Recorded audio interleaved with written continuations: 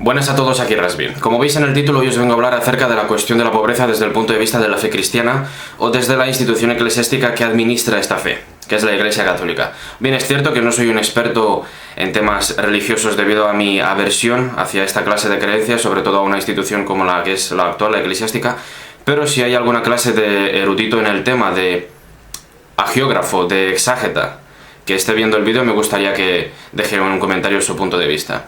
Bien, es cierto que yo respeto todas las creencias de cada uno, siempre que ese cada uno no imponga sus creencias a los demás y no, gracias a sus creencias, se dedique a hacer daño a los demás. Es decir, que si tú crees en un Dios que te lo han pintado de pequeño de una forma y cuando eres adulto lo sigues creyendo, es totalmente lícito, siempre y cuando no trates de imponerlo a los demás.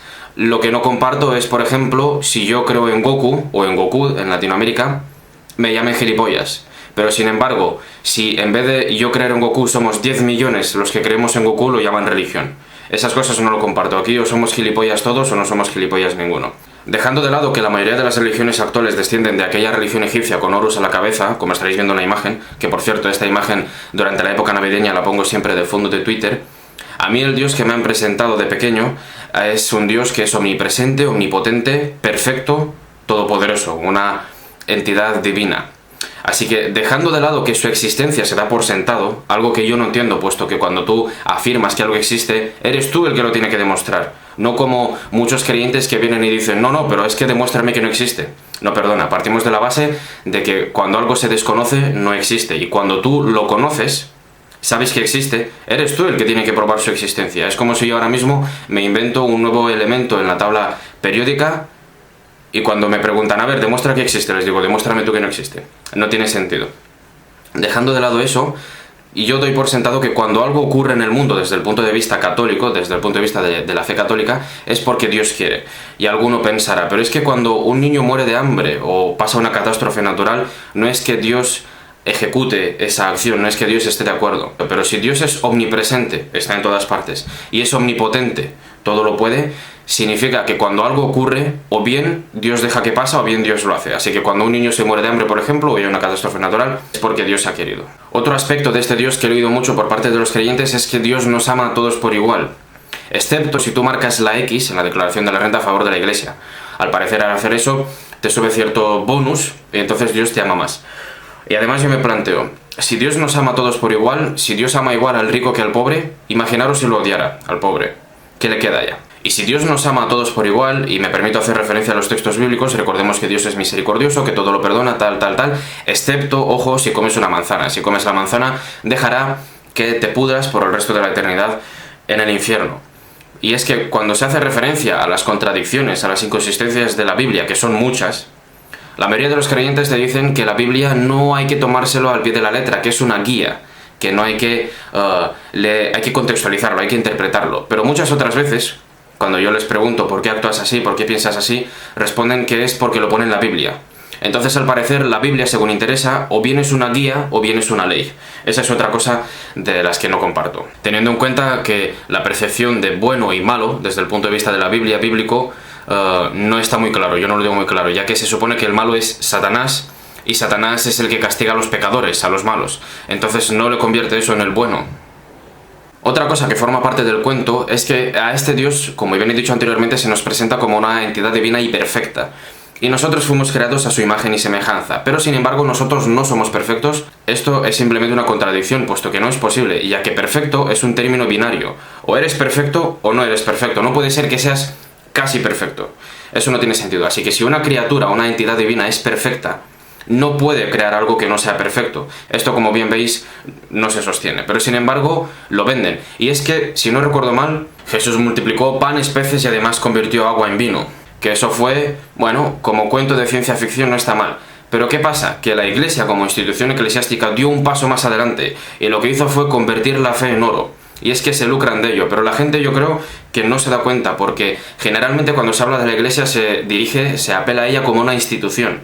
Pero es que la Iglesia no deja de ser una empresa privada que, como bien digo, se lucra de la fe de las personas y se aprovecha de sus posiciones privilegiadas gracias a los concordatos, al Vaticano, a la Santa Sede, etc. Dejando de lado que la Iglesia lleva ya más de 2000 años prometiendo la paz y estamos viendo cada día con los distintos ataques terroristas, las guerras que hay, etc., que la paz cada vez está más lejos.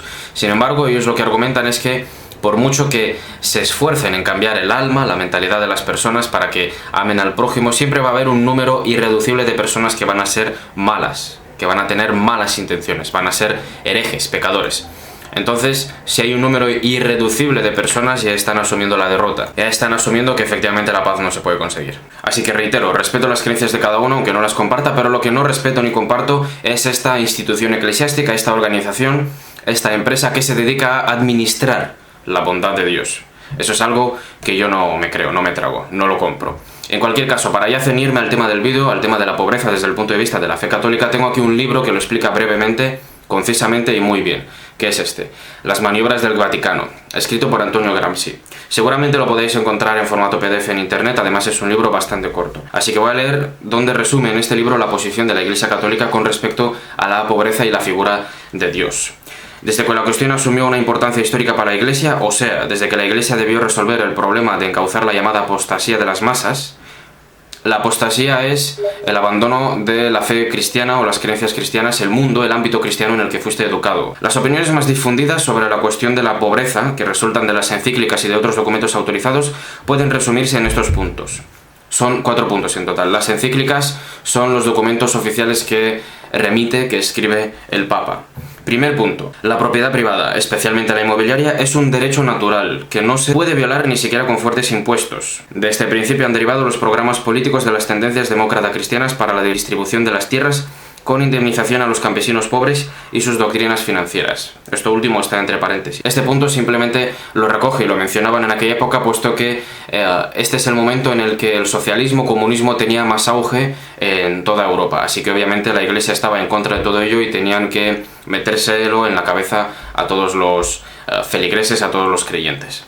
En cualquier caso, punto número 2, y aquí es donde viene lo curioso, lo sabroso. 2. Los pobres deben contentarse con su suerte, pues la desigualdad de clases y la distribución de las riquezas son disposiciones de Dios y sería impío tratar de eliminarlas. Así que los pobres del continente africano, por ejemplo, que se mueren de hambre, madres como ven que sus hijos mueren, si alguien trata, los misioneros, por ejemplo, de luchar en contra de ello, están siendo impíos ya que son disposiciones de Dios. Los pobres deben contentarse con su suerte. 3. La limosna es un deber cristiano e implica la existencia de la pobreza. Efectivamente, aquí es donde yo quería llegar. Que exista la pobreza, que existan los pobres, es algo que a la Iglesia interesa. Porque, repito, la limosna es un deber cristiano e implica la existencia de la pobreza. 4. punto y último. La cuestión social es, sobre todo, moral y religiosa, no económica, y debe ser resuelta con la claridad cristiana y con los dictámenes de la moralidad y el juicio de la religión. Así que el hecho de que la distribución de la riqueza sea injusta, el hecho de la antagonía de clases, por ejemplo, no es una cuestión económica. Es una cuestión religiosa y que debe solucionarse con el juicio religioso y con la moralidad y claridad de los cristianos. Así que, como ya veis, según la fe católica, el hecho de que haya pobres, de que exista la pobreza, es una disposición de Dios, es una de sus voluntades. Y tratar de eliminar esa pobreza sería impío, sería de herejes. Pero recordemos que Dios es omnipresente, omnipotente, perfecto y que nos ama a todos por igual. Como siempre, Rasmi, un fuerte abrazo y GG. Por cierto, este libro es muy interesante, yo os lo recomiendo. Es un libro que habla de la acción católica que tanta importancia tuvo en el siglo pasado, cómo la Iglesia tuvo que cambiar de estrategia para mantener su posición privilegiada en los distintos estados de los que forma parte, cómo llegó un momento en el que esa misma Iglesia tuvo que ceder parte de sus privilegios, parte de la hegemonía autoritaria que tenía en los estados. Habla de los concordatos, habla de la Santa Sede, habla de la época del regalismo, por ejemplo, de cómo distintos papas fueron tomando distintas medidas para que la creencia, la apostasía que he mencionado en el vídeo no siga subiendo, como por ejemplo aprobaron la comunión a los 7 años para que se quede esa impresión en los niños, ya que un cerebro de un niño pequeño es mucho más manipulable. En fin, un libro muy recomendable.